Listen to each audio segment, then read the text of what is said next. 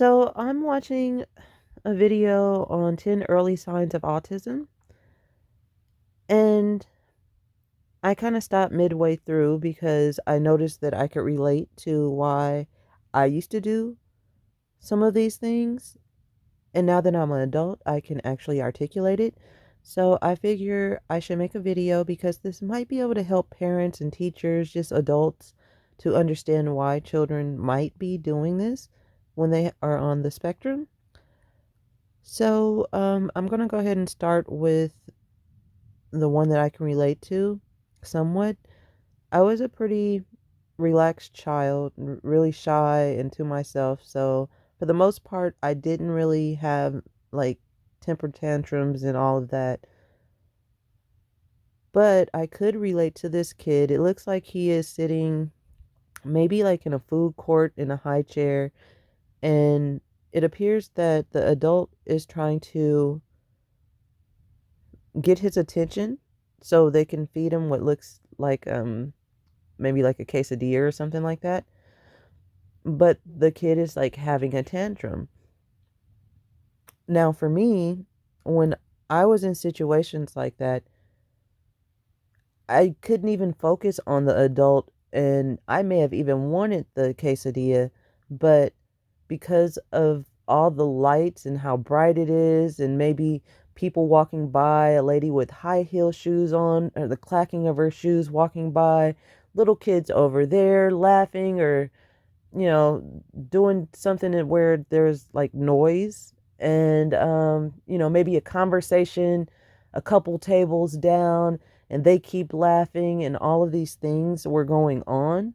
So my mind was busy. It was too much going on. And it could have possibly even been I may have wanted the quesadilla, but because so much is going on, I can't even focus enough to grab the quesadilla and start eating it because it's just too much sensory issues going on for me. On top of whatever adults or family members is sitting at the table and their conversation. So it's like you're hearing everything. So it's like you got maybe mom over there talking to your sibling, and then the next table over, you might have a kid playing with like a toy, like a little toy car or something like that. And so they're like vroom, vroom, and doing all of that. Then the next table over, you have somebody unwrapping, like, let's say a burger. So you hear the rustling of the paper that's around the burger. You hear people walking by. Somebody could have dropped something. You got somebody walking by, their phone rings, another person walking by, they're on their cell phone type of thing. So it's just like a lot of things going on. And the autistic mind can have a tendency to tune into all of that all at once. And it can be overwhelming. Um, yeah.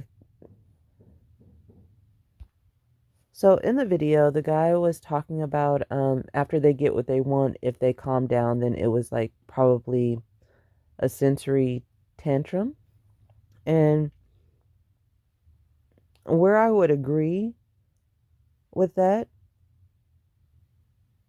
what I'm thinking as far as like going back to when I was young and stuff like that happened to me, it was a focal point for me. So it's like if I were to actually, if you could get my attention to get the quesadilla in my hand and I already wanted it, that's probably why we went to the food court in the first place, then I can focus my attention in on the quesadilla, how it feels to rip off a little piece, how it feels to go in my mouth, what it feels like in my mouth, and I can tune into that and tune out all the noise that's going on around me. But sometimes it's hard to get yourself or like myself to focus. And this is me, like when I was little, it would be hard for me to focus on the task at hand that would actually help me because all of the extra stuff that's going on. And then the tantrum happens, as people, adults call it, because it's a reaction to, like, it's just too much going on right now. It's way, way, way too much going on. And yeah, like even to this day, that's part of the reason why I don't like going to eat in like food courts and just loud places, or like, let's say, a fast food restaurant, eating inside of the restaurant and stuff like that, because it's too loud. It's too much stuff going on. Tables are too close. You can hear everybody's conversation. You might hear in like diners and stuff, people sliding their seats. And so all of that, the sound of the seat sliding up against the ground, can be overwhelming. People walking by. It's just too much going on for me to actually enjoy my meal in those types of settings. So it still goes on today. It's just that I have control over me now because I'm an adult. So I could easily be like, you know what, can I get that to go? And even if I need to eat it in the car, that would be much better off for me than sitting down and eating it in a very uncomfortable place for me. So now in the video, it seems like they have left whatever area they were trying to eat at. And now they're in the car. The little kid is all strapped into his car seat, and the dad handed him something and to put in his mouth. I don't know what it was. It could have been like a pill. It could have been a piece of candy. I really don't know. But the kid was kind of quiet, still had tears in his eyes. And after he got the whatever that was that he put in his mouth, he kind of started crying again. What I remember about stuff like that is that though you're now in a much more quiet place, and yeah, it's like you can focus on what's around you, like the flashback of that, it's almost like you now have PTSD of like all of that extra, because not only was all of that going on, then you also have to deal with the parent or the adult that is getting frustrated because you aren't just taking the quesadilla and eating it like a happy child. You probably were asking for the quesadilla. So for the adult, it's like, the kid's like hungry, wants a quesadilla. I don't know if they know how to say quesadilla, whatever they call it. And like, so you guys head towards the food court. Everybody gets their order, sits down. And so for the parent, it's like, it's like, okay, phew, we can go ahead and sit down for a second and enjoy this meal. And then the kid seems to be having a tantrum, but it's the kid that like asked for the quesadilla. So it's like, we're doing what you want, and now you're not trying to eat it, and you're having a tantrum, is what it seems like to the adult. But from the perspective of the child, they can't even focus on the fact that what they want is right in front of them because of all the extra stuff that's going on around them.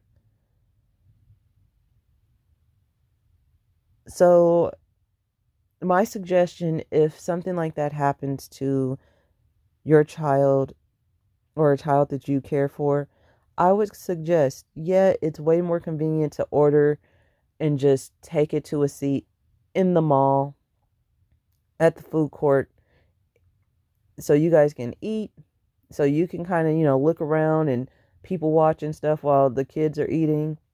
And then you guys can go about whatever you guys are doing in the mall, shopping or going to the movies or whatever you may be trying to do.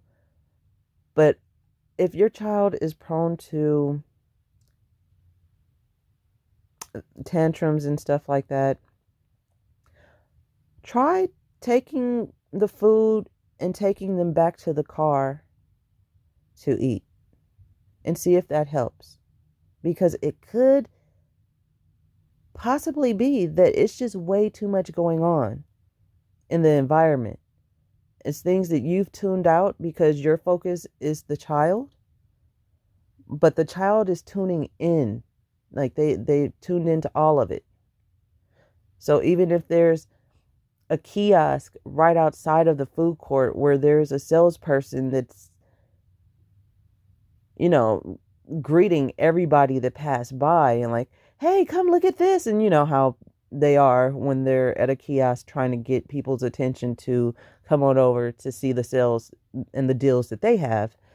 So a child could be sitting well away from that, but be tuning into that as well as everything else around. And just to kind of get a better understanding of that, like a practice that you could probably do is go to a mall middle of the day and sit there and really just try to identify how many sounds you hear, how many things that you can identify. The more, the better. And then imagine tuning into all of that all at once. So that could be what's happening to the child and why they're having a tantrum. What I will say is it may not be that all the time, but it may possibly be something as simple as that to help you to eliminate a lot of that reaction. So once again, I would suggest if you have a child that has tantrums when you guys go out in public and stuff like that, if it's like you trying to feed them or something like that, which that's a great example, even though I know there's so many other reasons why a kid would have a tantrum. And I don't even really want to call it that, but in a situation where it's like eating and you can't get them to eat, and especially if you know it's something that they like, I would highly suggest just go ahead and inconvenience yourself a little bit and get the food, take it back to the car where it's quiet, and see if the child eats it and you can have an outing without a child throwing a tantrum. Okay, so I see that this video is a little over 12 minutes long. So what I'll do is I'll just make videos of each sign that I can relate to, and I can kind of better explain why I used to do it. So hopefully it can help you adults and parents out, and the child as well. I hope everybody has a wonderful day. I really do hope this helps. Another thing that I would say about the tantrums, and also what I would just go ahead and call sensory issues, is I'm not sure if they make them for kids, but like getting the child some type of earplugs or headphones or earmuffs or something to where it can kind of block out some of the sound for them. See if that helps. But sometimes it's also because of the different lights and the different things that the child is seeing, like just seeing all the people walking by and stuff like that. I know that I get overwhelmed. That's what I call it now, because I typically don't like throw a tantrum out and about, because like I said earlier, I'm an adult, so I can just leave if something gets to be too much for me. But yeah, if there's too much hustle and bustle going on around me, depending on what's going on with me emotionally or just how I feel that day or in that moment, it can be quite overwhelming. So the next sign is pouring drinks back and forth from one cup into another cup or into a bowl or something like that. Also, they mentioned blowing bubbles in your milk. And I would even add letting the faucet run and watching the water come from the faucet and hit the sink. I used to do that because, for one, it was self-soothing. For two, I was intrigued by it. For three, like as far as pouring liquid from one cup to another, I like the way it looked. I like the way, and let's say the water, I can kind of see through the water and kind of see what was going on in the background, but it was distorted. I like that. But initially, what got me into that habit was when I first started pouring my own fluids into a cup, I was extremely messy with it. It would get all over the table. Depending on what adult was around, I could get in trouble. Um, I felt embarrassed when I would pour it all over the place. I may have wanted whatever I was pouring or attempting to pour into my cup, but let's say it was like juice and there was only a little bit left.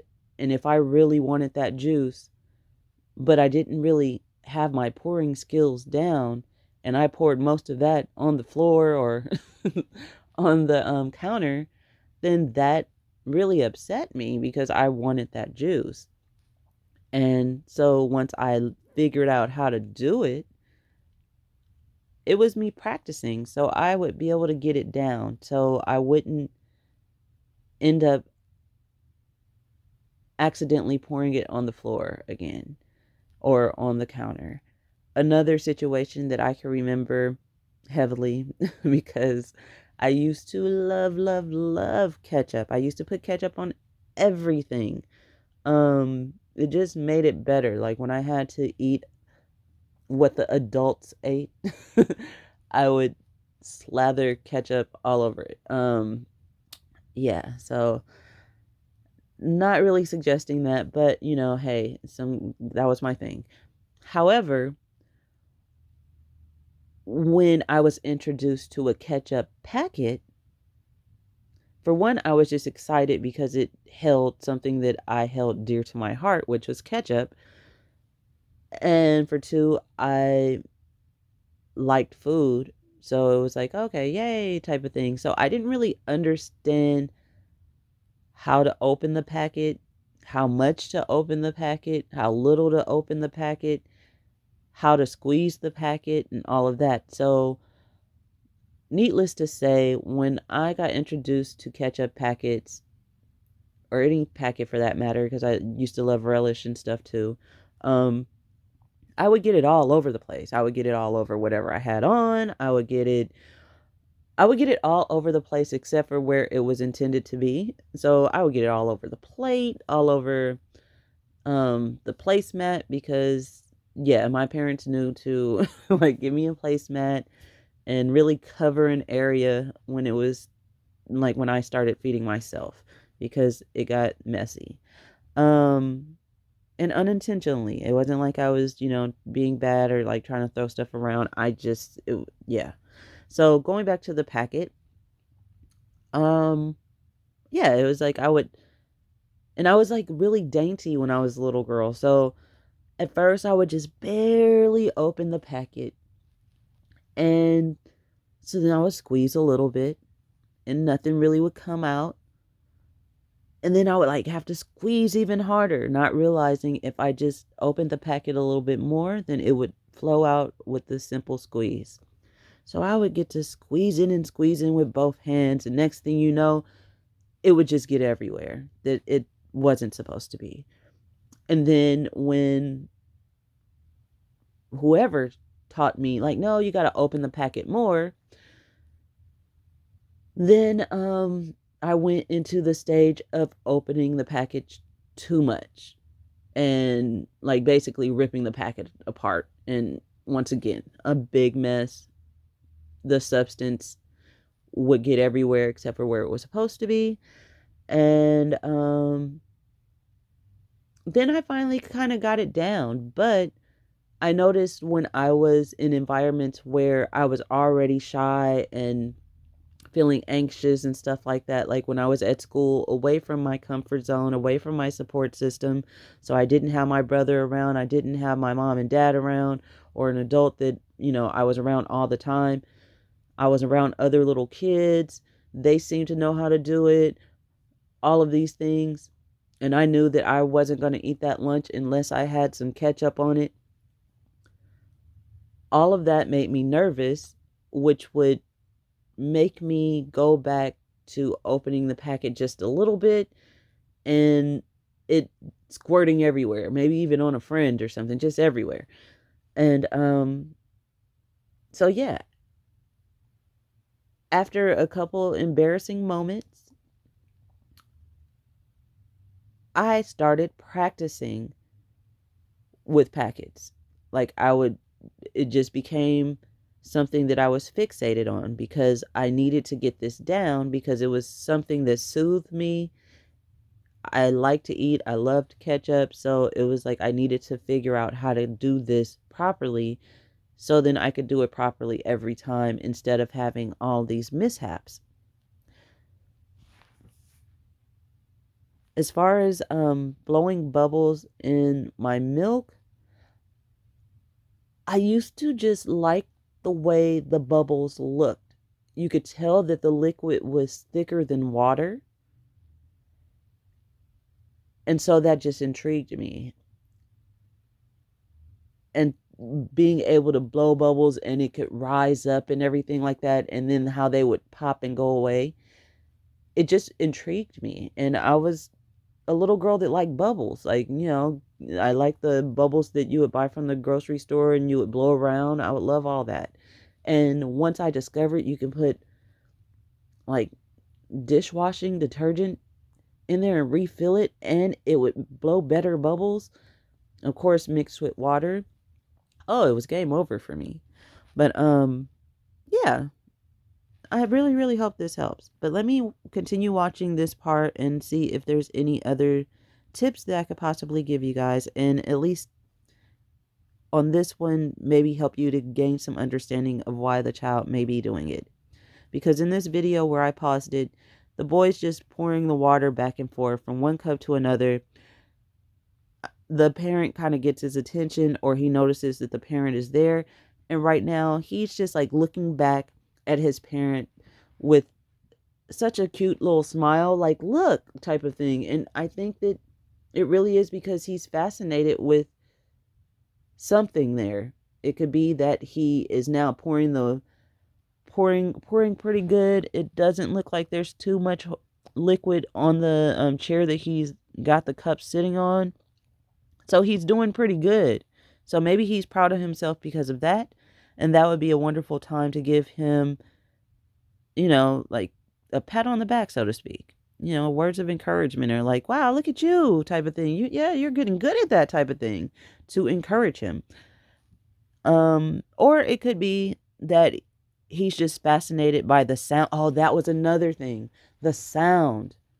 The sound of the fluid hitting the different cups. And if it was cups that were made out of different materials, just being able to hear the difference on top of it was a lot of positive stimulation. So yeah, that was definitely a part of it. I just kind of had a flashback of like hearing it like pour into the cup, how it sound when it was inside of the cup but hadn't touched the bottom, what it sound like hitting the bottom, what it sound like hitting the fluid that was already in the bottom of the cup, just all of that. It was good sensory stimulation. Also, I see him pouring ice water from one cup to another. It was kind of like a game for me, like seeing how much, and I still do this to the day, and to this day, I actually remember doing it the other day. Um, just trying to pour out as much of the fluid as I could without getting the ice to fall. And then the way that ice sounds when it hits the bottom, just all of it, like all of it just is something that helps to soothe me. And it's like the smallest, but like it's a challenge. It's like, okay, let me see. It's like a game, I guess you can say, to see how much I can get in there before something comes out. Yeah, the other day I wasn't doing it with ice. I was pouring something out of the pot and I didn't want the ingredients to fall out. I just wanted the liquid to come out. So it was like I was just trying to see how much liquid I can get out before I would have to really like use the strainer. And that was satisfying to me. Also, he was talking about like kids doing this type of thing for, minutes or hours even, and not really trying to socialize with the other kids or other people, and they're not doing it for show. So I know I used one of those examples of it being for show, but it doesn't have to be. It could just be self-satisfaction. Um, I don't know. Like for me, being an adult and I experienced it as a kid and didn't understand why, people didn't want me to do that. If it's not hurting them and it's not like they have to be doing something else, like they're not in class or something like that, which they shouldn't have like cups of fluid around them in class anyway, as far as I remember. But I don't really see the harm in it because it's something that is affecting your child in a positive way. Yeah, it's like I know that, let's say I was at a family function, like a picnic or something like that. I definitely could see myself sitting off to the side in a safe place, like at the dining room table after everybody's kind of left and they're like in the living room, in the backyard, in the front yard, tossing balls and doing all the stuff that everybody else does. I could so see myself and kind of remember times when I would do things like this to where I would just be in a room safely by myself. And so I was older than a toddler, but still young, maybe like 4 or 5, somewhere in there. And yeah, I would do something like that because now I know that I can pour without like getting it all over the place. And once again, the sensory issues of all the loud laughter and play and banter and stuff like that may be overstimulating to the child. And so that's a way for them to be in the environment without an overload. And so they may be listening, they may not be listening to what's going on around them. It just depends on how in the zone they are. I know for me, I didn't have a problem most times with still listening to what was going on. Like if there was still a few people around, like either in the kitchen or something like that. So if someone said something to me or they said a joke or something like that, I might just end up laughing because I can hear them, but I'm just focused on my focus. I'm focused on, or I was focused on, in this example, pouring fluids from one cup to another. But what often happens is in a situation like that, a parent or adult will walk by and it's like, what are you doing? Like, stop playing with your water, or stop, doing this or whatever, or you're going to spill that, just stop that. Go play with everybody else. And so that could lead into a tantrum because you just took something that was helping the child cope with all the different things that was overwhelming them and getting them anxious and just threw them back out into the environment that they were trying to regulate themselves from. So that is something to think about there. And lastly, I'll just add that yeah, in this video, the little kid was sitting in his high chair off to the side away from everybody with his 2 cups and some water, and he was just a pouring and a pouring back and forth. When the adult with the camera walked up, he looked up and had this little smirk of satisfaction because no, he wasn't doing it for a show, but when someone came up and saw him doing it, it was just like kind of like, look, I'm doing it type of thing, and isn't this cool type of thing. So yeah, it just realized that people on the spectrum have a different way of looking at things. We have a different perspective. So, what you may feel like is a tantrum or them not wanting to socialize could be them trying to regulate themselves in a situation that is overwhelming for them, or just trying to do something that satisfies them, even though it doesn't look typical to the average person. Okay, this next one I can definitely relate to. It is lack of response to voice and verbal commands. For me, like I said, I was shy. I was very, very quiet. Um, in this video, the little boy appears to be like in the back seat of a car. I think they said that they're at a car wash. And so he's like looking straight ahead, and the parent is trying to get his attention. But he appears to not be listening. And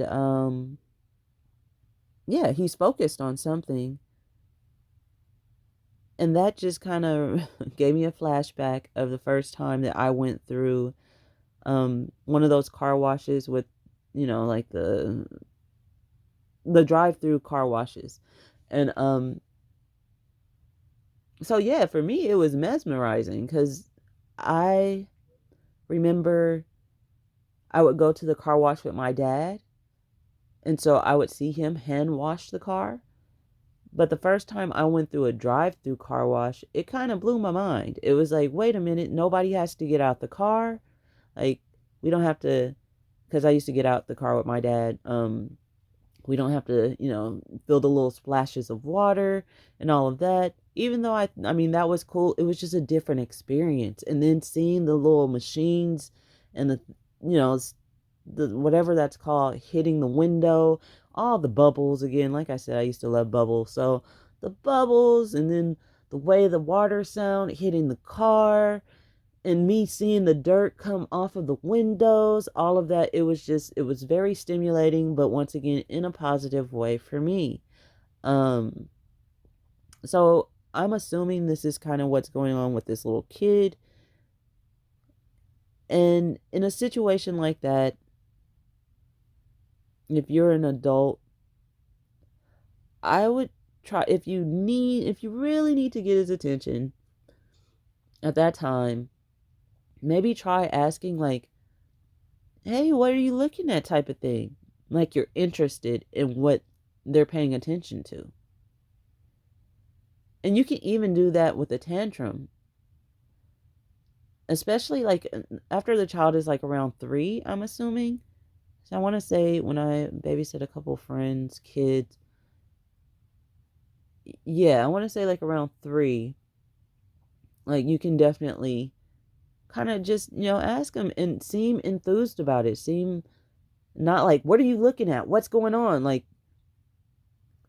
how you should talk to a child. Like, hey, like what's going on? Like what are you hearing right now? What are you seeing right now? What's happening, type of thing. And if you do that enough, the child will probably start feeling safe enough to where they could let you know what's bothering them. Or in this situation, like at the car wash, it's like, oh wow, look at the bubbles, or like, what's that? I used to ask a lot of questions, and I know it used to drive the adults and older people around me bonkers. I'll just say bonkers. Because I would stay asking questions. And I still kind of do that to this day. Not nearly as much, but definitely more than the average person my age, I think. And for me now, I just like to get different people's perspectives on stuff. But when I was little, it's because that probably was like the first time I've seen that, or I've seen it before, but nobody was really around to answer like what that was. And so, yeah, like I would try, instead of calling the child's name over and over and over to get their attention, just being like, I don't know, let's say the little kid's name is Timmy or something, like Timmy, what are you looking at? And if they're still not responding, kind of look at their eyes and then look towards what they're looking at and see if you can guess what they're looking at. Turn it into a game, turn it into a bonding moment. Like, are you looking at the bubbles? Oh, that's so cool, huh?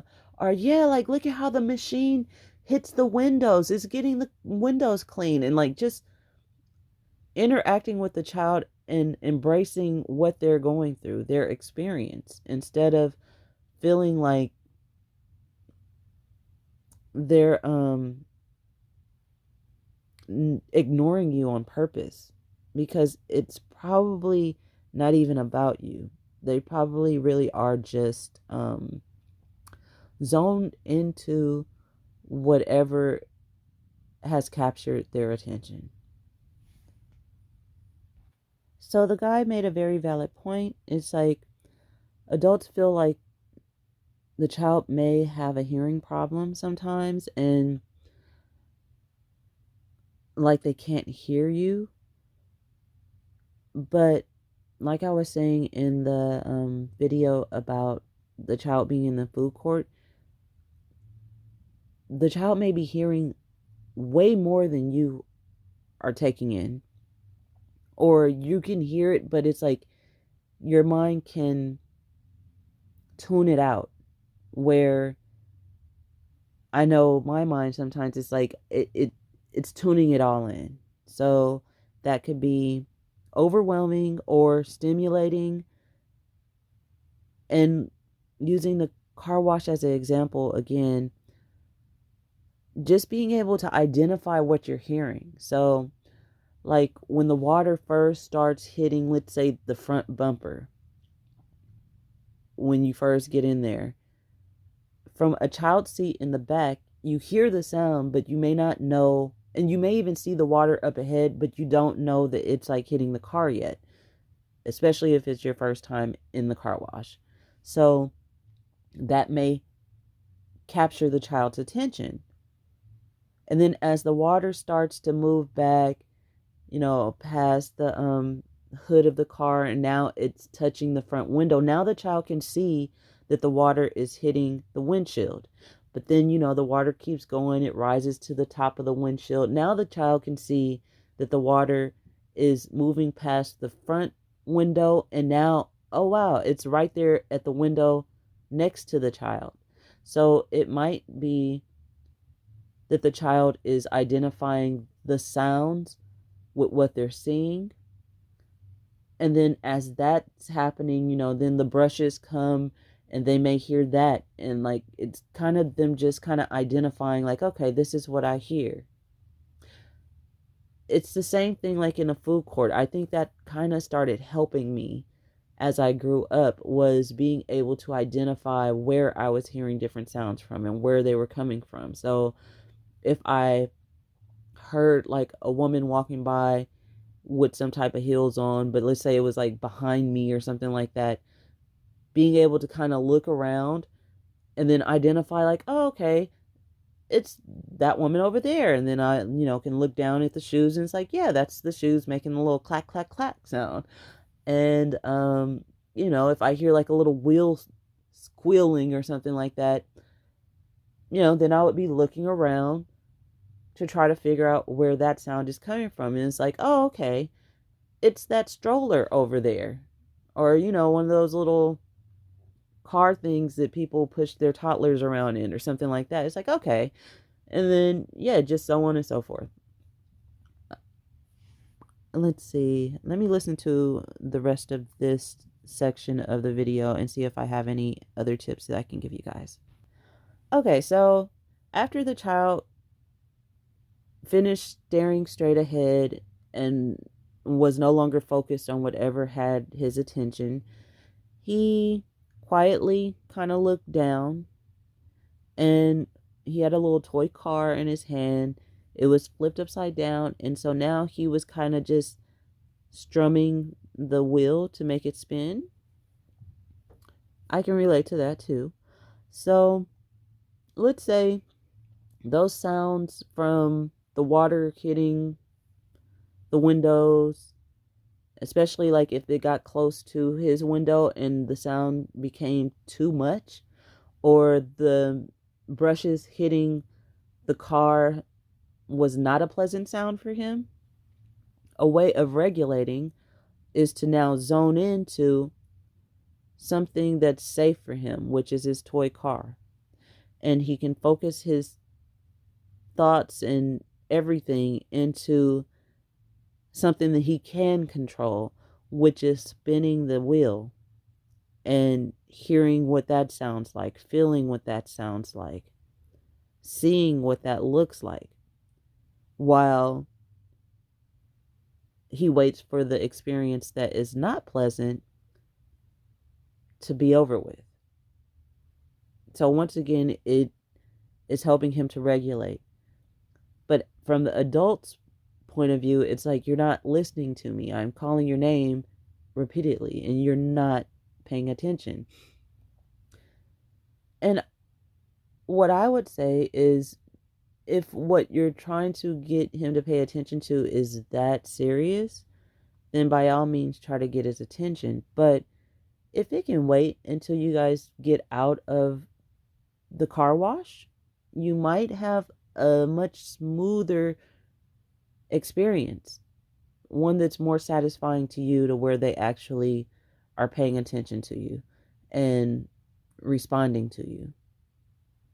So just, try to check that out and see if it's that. Or maybe even, let's say they like fruit snacks or something like that. Maybe you might be able to get them to focus their attention on the fruit snacks or something that you hand them that you know that they like, instead of shifting his focus to that car and the wheel. So it's like, you got to kind of be willing to work with them, and then together you guys will be able to formulate something that works for you. And I know that it's frustrating when you are the authority figure and you're being ignored, or it feels like to you you're being ignored. But it really can oftentimes be that there's so much more that this little kid is tuned into than you could imagine. So much that you've learned how to tune out, that they're still tuning in, and they may always end up tuning into. So it's just being able to figure that part out, so then you have a better understanding, and hopefully then you can start finding productive ways to um, get the results that you want, or at least having the understanding of, like, it's not that serious. When we go to the car wash, it's a little much for him. So once again, maybe like get him some earmuffs or something for when you guys are going to the car wash, because it might be too loud. And then let's say you have the radio on and you have other kids in the car and all of that. It may be a lot going on for that child.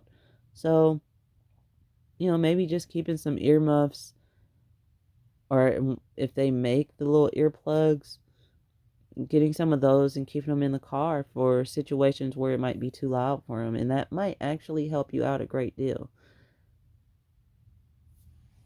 In this next section, it is talking about when a child repeats the same word or phrases over and over and over again.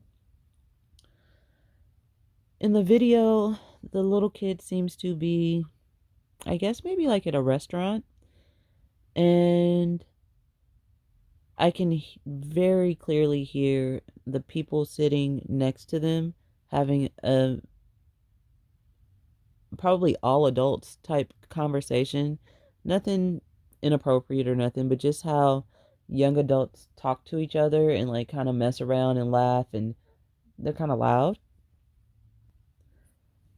The seating seems to be like where there's kind of like a bench or a booth type setting on one side that probably goes across the whole wall. Then there's like the tables, and on the other side is probably like regular chairs.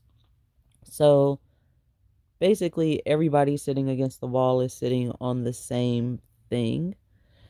And so the kid kind of glances over at the people that are, just out and about having a good time, but it's loud, or it's noisy, should I say. And it's the type of place where the sound travels pretty good.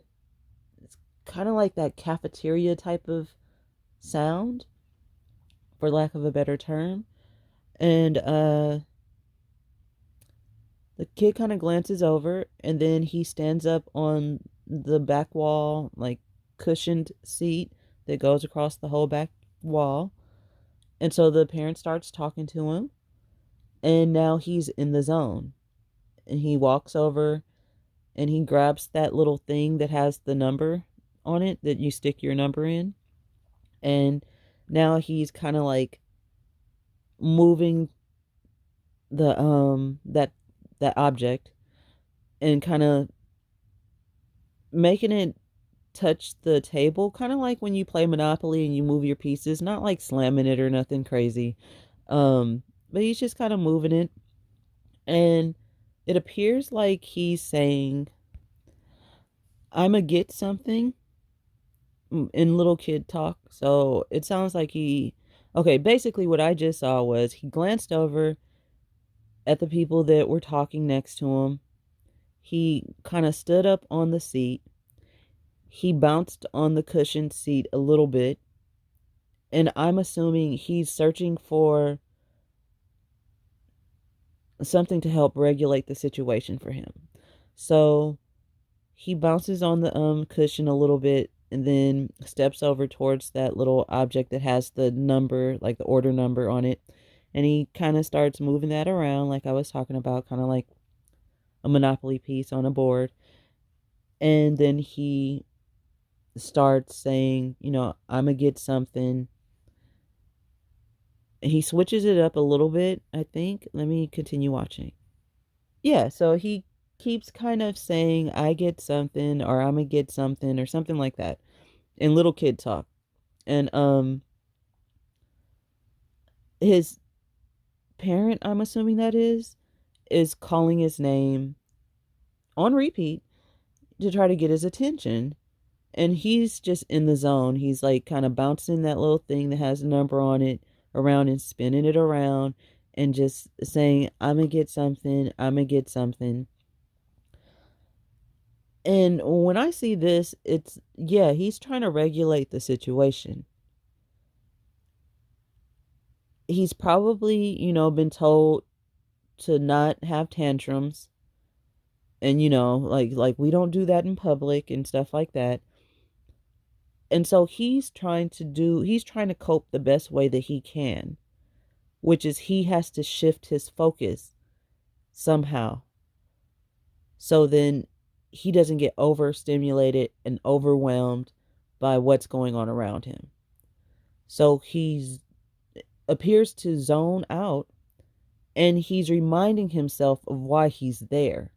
He's going to get something. I'm going to get something. I'm going to get something. I'm going to get something. And so that's a part of his regulation to help him to not go into a tantrum. So he's trying to work with the parents, but they see it as another trait of like, okay, well, like now he's just not listening to us. So he's not having a tantrum, which they're probably not even thinking about the tantrum because he's not having it.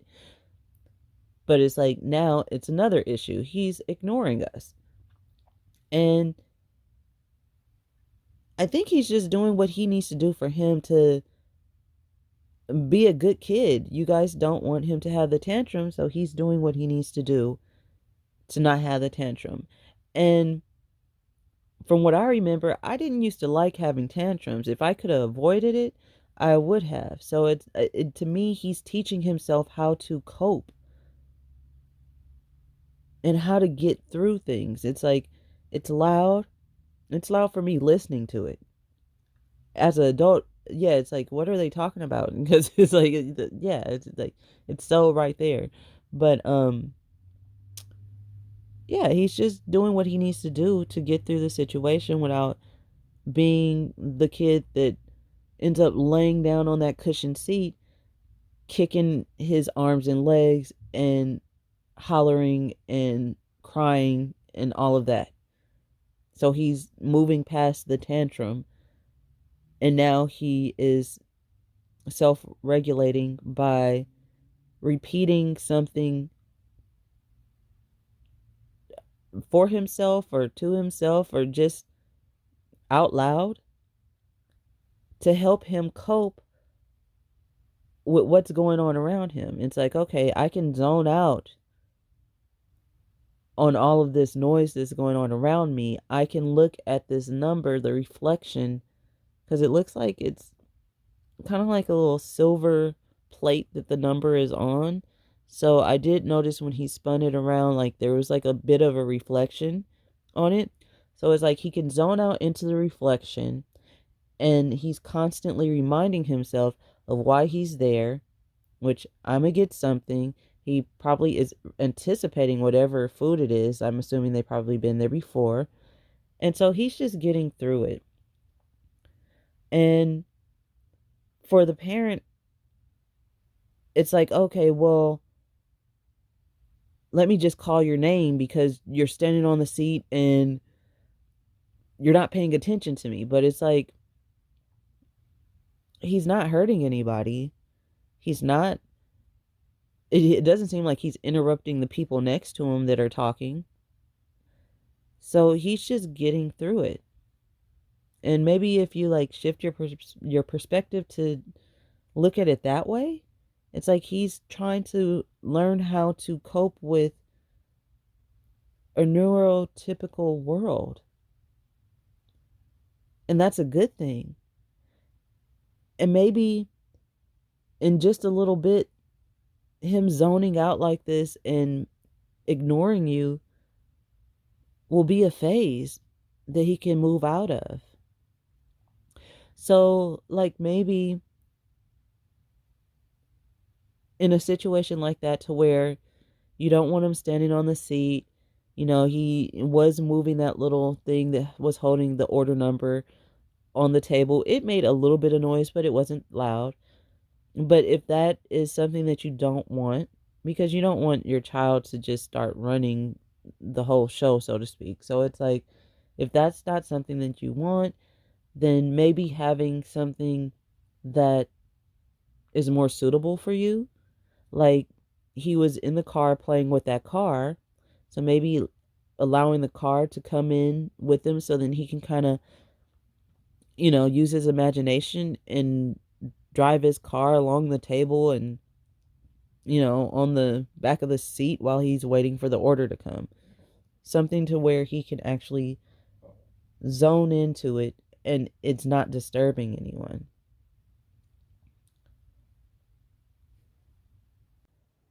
Problems with food textures and clothing. As far as with clothing, for me, it has typically always been the tags, and not tags of everything, but some tags are very irritating. Actually, today I had on a shirt with a tag that was very irritating. And in fact, I need to, while I'm thinking about it, grab my seam ripper so I can remove the tag, because it's not necessary to be there if it's going to irritate me. And that's a tip for you guys too. There's seam rippers that you can actually just take out the tags. As far as inseams, they typically don't bother me, but I do try to wear like looser clothes. So maybe it did used to bother me. And so now I kind of buy stuff a little more loose. So maybe that's like a tip. Problems with different food textures. I definitely had that issue growing up. I remember I did not like the crunch of lettuce or raw cabbage, and definitely not onions. I didn't like the texture of the onions and also the strong flavor of a fresh onion. I couldn't get into it. Um, let's see. Cherry tomatoes to this day, um, I don't really like them, or at least I thought I didn't like them. But I started cutting my cherry tomatoes in half, and now I actually they're a stronger flavor. I like them.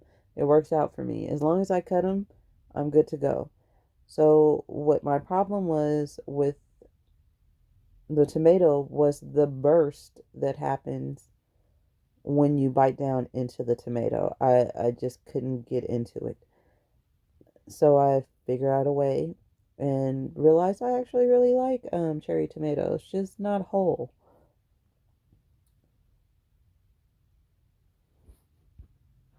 When I was little, like I said in a previous video, I used to love ketchup. It really helped me to get past a lot of the things I didn't like about adult food. But ketchup isn't the healthiest thing ever, so maybe finding something like that a child could eat with their food, and nothing is really coming to mind. But like, let's say they don't like the texture of different fruits. Maybe trying to blend it into plain yogurt, or chopping it up and putting it with yogurt or something like that, to where they're able to get it and eat it. Because yeah, the textures that can really throw you off. Oh, another thing that works is like blending different vegetables to get them used to the flavors, because it could just be that they don't like the texture of the actual vegetable, but they wouldn't mind the flavor. So that can help you with like making different sauces and stuff like that. And it would help them to still get their vegetables. It's just not whole vegetables, which, doesn't really work for them because of the texture.